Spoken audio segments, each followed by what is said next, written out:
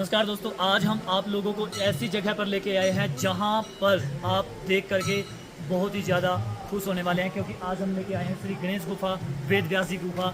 एक ऐसा स्थान जिसका नाता जुड़ा हुआ है सतयुग से, त्रेता से, कलयुग से और द्वापर से। यहाँ पर वो सारे इतिहास आप लोगों को दिखाने वाले हैं।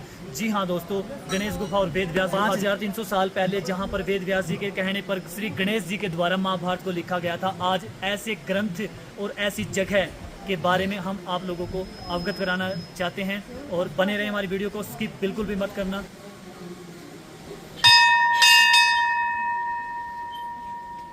यही वो स्थान है जहाँ पर 5300 साल पहले गणेश भगवान ने अपने हाथों से बैठ करके महाभारत को लिखा था। वेद व्यास गुफा जो सामने आप लोगों को दिखाई दे रही होगी, मैं जूम करके दिखा देता हूँ। यहाँ से वो वेद व्यास गुफा जो आप देख रहे हैं, वहाँ से वेद व्यास जी ने बैठ करके 1,08,000 श्लोकों को बोला था, और यहाँ पर श्री गणेश जी महाराज ने बैठकर 5300 साल पहले महाभारत जी को लिखा था। आप साक्षात यहाँ पर दर्शन कर सकते हैं। गणपति जी महाराज, शिव शंकर भोलेनाथ, और ये हमारे शिवलिंग और नंदी जी महाराज यहाँ पर विराजमान हैं। और मैं अभी आप लोगों को गुफा के भी दर्शन आप लोगों को करा देता हूँ। यही वो गुफा है जिसके अंदर बैठ करके श्री गणेश भगवान ने 5300 साल पहले महाभारत को लिखा था। और यहाँ पर आप देख सकते हैं गुफा के अंदर बहुत सारे सिक्के भी यहाँ पर लोगों ने चिपकाए हुए हैं, क्योंकि ये आस्था का विषय है। आप लोग जो देख रहे हैं, ये गणपति जी महाराज का सिंहासन है, जहाँ पर बैठ करके गणपति जी महाराज ने वेद व्यास जी के कहने पर 5300 साल पहले यहीं पर बैठ करके गणेश महाराज जी ने महाभारत जैसे ग्रंथ को लिखा था। और यही वो गुफा है जिसके हम आप लोगों को दर्शन करा रहे हैं। और आप लोगों का बहुत ही सौभाग्य है कि आप ऐसी जगह और ऐसे दर्शन आप लोगों को हम करा रहे हैं। आप इस गुफा की जो है परिक्रमा भी कर सकते हैं, और इस गुफा की परिक्रमा के साथ साथ आप जैसे ही परिक्रमा पूरी करते हैं तो आप यहाँ से परिक्रमा करके जैसे ही निकलेंगे तो साथ ही में जो है गणेश महाराज जी का जो मंदिर है वो यहाँ से आप लोगों को देखने को मिलेगा। आप लोग यहाँ से दर्शन भी कर सकते हैं। हम आप लोगों को गणपति जी महाराज के साक्षात दर्शन भी यहाँ से करा रहे हैं।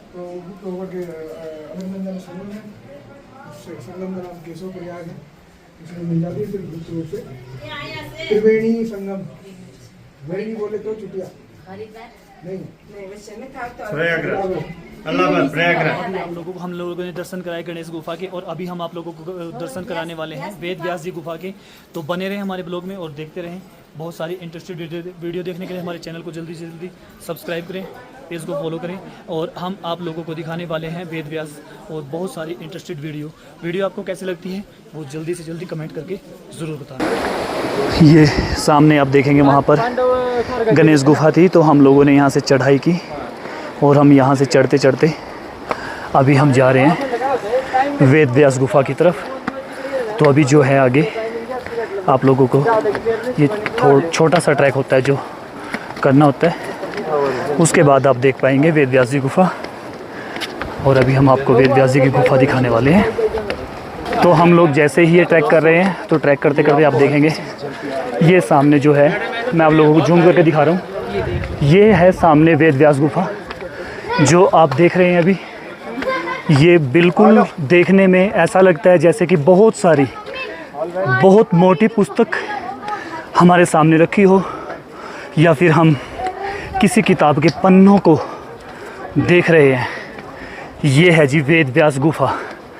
ये देख लिए, कहा जाता है कि ये जो आप देख रहे हैं ये पहले क्या था, ये वेद व्यास जी ने जब महाभारत लिखवाना शुरू किया था तो ये जो थे भोजपत्र थे। तो जैसे ही कलयुग आया तो ये जो भोजपत्र हैं ये पत्थर में तब्दील हो गए।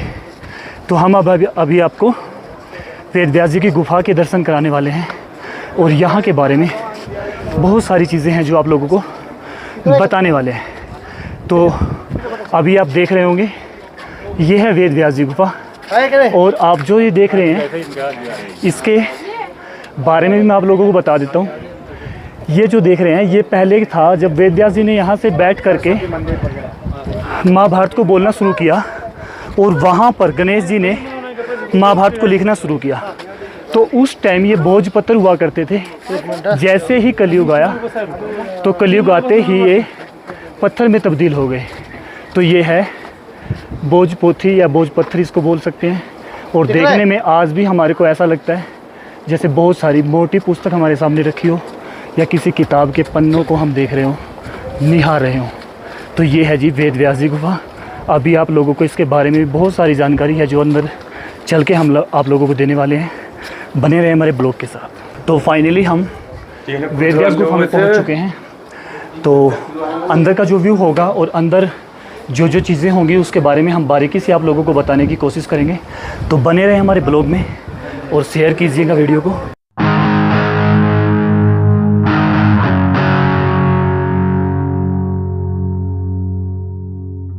नमस्कार दोस्तों, आप जो मेरे पीछे देख रहे हैं ये है वेद व्यास जी गुफा और इसके ऊपर लिखा हुआ है व्यास पोथी।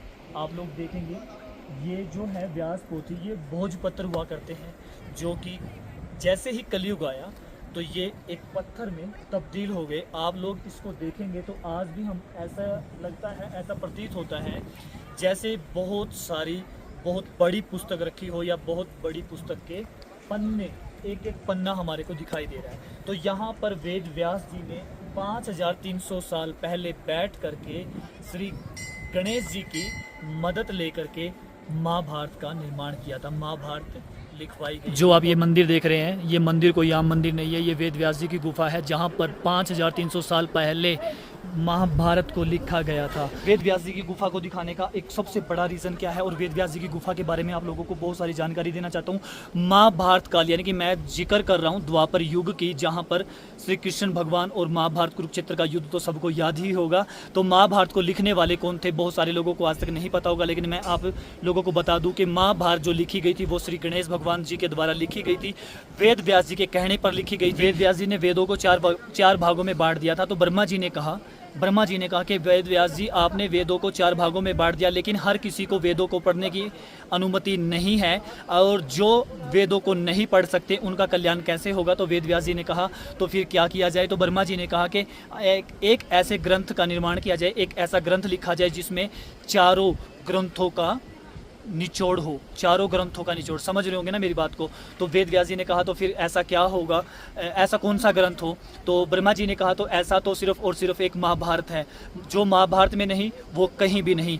तो ब्रह्मा जी के कहने के बाद वेद व्यास जी ने महाभारत को लिखने की तैयारी की। व्यास जी ने कहा ब्रह्मा जी को कि अभी जो द्वापर चल रहा है इसका समय बहुत ही कम है, लेकिन महाभारत के अंदर 1,08 श्लोक हैं। इतने कम समय में कलयुग आने ही वाला है, इतने कम समय में हम महाभारत को नहीं लिख सकते। तो ब्रह्मा जी कहते हैं कि आप लोग बिल्कुल लिख सकते हैं। आप इसको लिखने के लिए गणेश जी का आह्वान कीजिए क्योंकि वो दोनों हाथों से लिख सकते हैं। ब्रह्मा जी के कहने पर वेद व्यास जी जो हैं गणेश जी का आह्वान करते हैं और गणेश जी प्रकट हो जाते हैं। गणेश जी प्रकट होते हैं तो गणेश जी के वेद व्यास जी गणेश जी को ये सारी बातें बताते हैं। तो गणेश जी जो है महाभारत लिखने के लिए तैयार हो जाते हैं, लेकिन गणेश जी बोलते हैं कि मैं वेद व्यास जी ये महाभारत तो लिख दूंगा लेकिन मेरी एक शर्त होगी। तो वेद व्यास जी पूछते हैं कि क्या शर्त होगी। वेद व्यास जी के पूछने के बाद गणेश जी बताते हैं कि मेरी एक शर्त होगी कि मैं इस ग्रंथ की लेखनी जब लिखनी शुरू करूंगा तो मेरी लेखनी किसी भी वजह से बीच में रुकनी नहीं चाहिए, मैं इस ग्रंथ को लिख दूंगा। वेद व्यास जी ने कहा कि ठीक है आप इस ग्रंथ को लिखना शुरू कीजिए, लेकिन मेरी भी एक शर्त होगी, जितने भी 1,08 श्लोक हैं महाभारत के अंदर, मैं जितने भी 1,08 श्लोक आपको सुनाऊंगा वो आप बहुत ही सोच समझ करके लिखेंगे। तो गणेश जी कहते हैं मैं बिल्कुल सारे श्लोकों को सोच समझ करके लिखूंगा। यहाँ से वेद व्यास जी ने 1,08 श्लोकों को बोलना शुरू किया और वहाँ पर महाभारत के 1,08 श्लोकों को गणेश गुफा के अंदर गणेश जी ने लिखना शुरू किया। वेद व्यास जी बोलते चले गए और गणेश महाराज जी दोनों हाथों से लिखते चले गए। आप लोगों को बता देता हूँ गणेश महाराज जी जो थे वो दोनों हाथों से लिखते थे, यानी कि दोनों हाथों से लिखते थे। और महाभारत आप लोगों को जानकारी के लिए मैं बता दूँ, महाभारत जो लिखी गई है वो गणेश भगवान के द्वारा लिखी गई है, गणेश जी के दोनों हाथों के द्वारा लिखी गई है। और जो 1,08 श्लोक जो महाभारत के अंदर हैं वो वेद व्यास जी द्वारा बोले गए हैं, कंठस्थ और सारे के सारे श्लोक बोलने वाले जो हैं वो हैं वेद व्यास जी, और जो लिखने वाले हैं वो हैं हमारे गणेश महाराज जी। तो आप लोगों को हमारी वीडियो कैसी लगी, वीडियो को ज़्यादा से ज़्यादा शेयर ज़रूर करना। और आप लोग देखेंगे जो आप लोग ये देख रहे हैं, ये जो पत्थर टाइप जो बहुत बड़ा पहाड़ ये किताब दिखाई दे रही है, इसके बारे में भी आप लोगों को बता देता हूँ। ये वो भोजपत्र है जिसमें महाभारत को लिखा गया था, लेकिन वो द्वापर युग की बात है और श्री कृष्ण भगवान के द्वारा पहले ही भविष्यवाणी कर दी गई थी कि जैसे ही कलयुग आएगा ये भोजपत्र पत्थर में तब्दील हो जाएंगे। और उसके बाद जैसे ही कलयुग आया तो ये जो भोजपत्र है, ये भोजपत्र आज पत्थर में तब्दील हुए हैं। और मैं आप लोगों को दिखा भी देता हूँ, ये आज भी ऐसे दिखाई देते हैं जैसे कि बहुत बड़ी पुस्तक हमारे सामने रखी हो और बहुत ही बड़ी कोई किताब हो जिसको हम देख रहे हैं।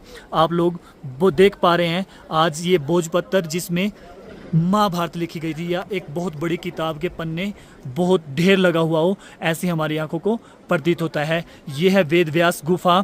जी हाँ दोस्तों, वेद व्यास गुफा अभी जो मैं आप लोगों को बता रहा हूँ 5300 साल पहले 5300 साल पहले वेद व्यास जी ने यहाँ पर बैठ करके 1,08,000 श्लोकों को बोला, और 5300 साल पहले गणेश जी ने महाभारत को अपने दोनों हाथों से लिखा। देखिए दोस्तों, ये कितनी अच्छी चित्रकारी की गई है। वेद व्यास जी बता रहे हैं और हमारे जो गणेश जी महाराज हैं वो लिख रहे हैं अपने हाथों से महाभारत को, और वेद व्यास जी ने 1,08,000 श्लोकों को बोला और श्री गणेश भगवान जी जो हैं वो साथ के साथ लिखते चले गए महाभारत। आप देख रहे होंगे कितना ज़बरदस्त पेंटिंग और कितनी ज़बरदस्त कलाकारी यहाँ पर दिखाई गई है। एक छोटी सी फोटो सॉरी अभी बात कर लेते हैं वेद व्यास जी गुफा के अंदर। वेद व्यास जी की जो गुफा है इसके अंदर 5 मूर्तियों की स्थापना की गई है। नंबर 1 पर जो मूर्ति है वो बहुत ही प्राचीन जो है वो वेद व्यास जी की मूर्ति है। दूसरी मूर्ति जो स्थापित की गई है वो नई मूर्ति है वेद व्यास जी की, जो 1996 में चेन्नई से अर्जुन दास आहूजा जी ने यहाँ पर स्थापित करवाई थी।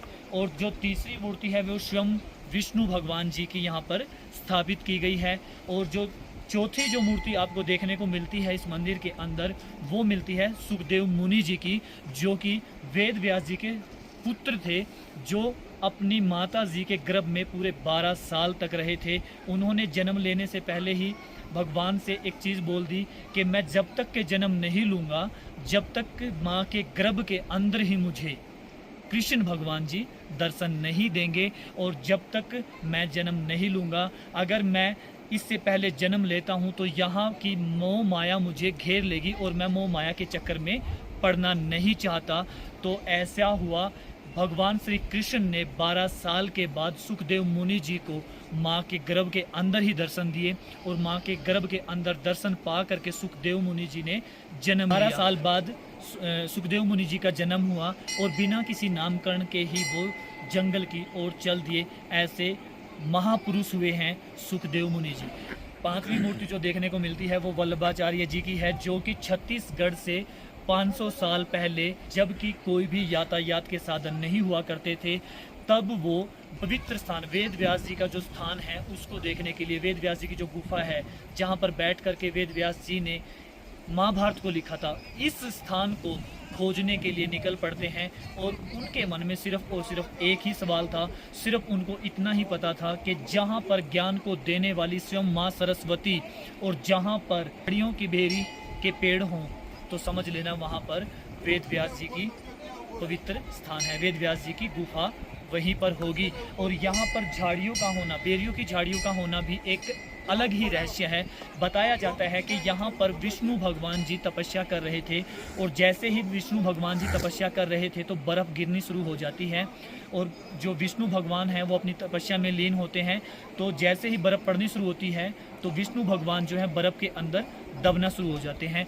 तो जो माता लक्ष्मी जी है वो यह देख करके थोड़ा सा दुखी होती है, उनको बहुत बुरा लगता है, और वो बोलती हैं कि मैं विष्णु भगवान जी की अर्धांगिनी हूँ, इसीलिए मुझे आधा कष्ट प्राप्त करना है।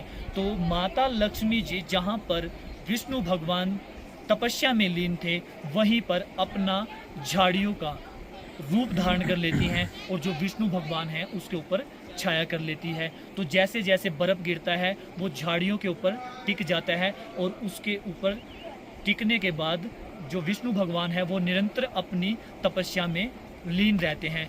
यह सब देखने के बाद विष्णु भगवान जी को पता चलता है, जब विष्णु भगवान जी देखते हैं तो उन्हें विष्णु भगवान जी बोलते हैं कि मेरे से कई ज़्यादा कष्ट तो माता लक्ष्मी जी को हुआ है।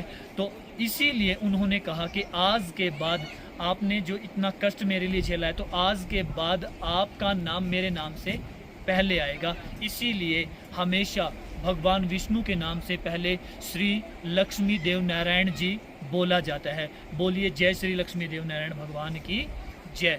तो यहाँ पर उन्होंने सिर्फ इतना ही पता था कि जहाँ पर स्वयं ज्ञान देने वाली सरस्वती नदी और जहाँ पर झाड़ियों के बेरी के पेड़ हों तो समझ लेना वहाँ पर वेद व्यास जी का वो पुण्य स्थान मिलेगा।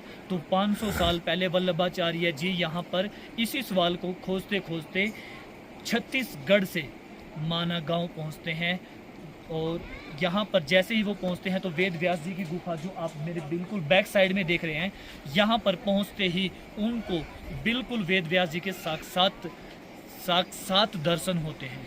तो आप लोगों ने देखा ये था वेद व्यास जी की गुफा और ये वेद व्यास जी की गुफा 5300 साल से भी ज़्यादा पुरानी है। यहाँ पर बैठ करके वेद व्यास जी ने तपस्या की और यहीं पर बैठ करके वेद व्यास जी ने गणेश जी की सहायता से महाभारत का निर्माण किया, महाभारत को लिखा। तो आज का जो ब्लॉग था वो था हमारा वेद व्यास जी गुफा और गणेश जी की गुफा का। तो आप लोगों को हमारी वीडियो कैसी लगी? अगर अच्छी लगी है तो कमेंट ज़रूर करना, वीडियो को शेयर ज़रूर करना, चैनल को सब्सक्राइब करना। बहुत बहुत धन्यवाद।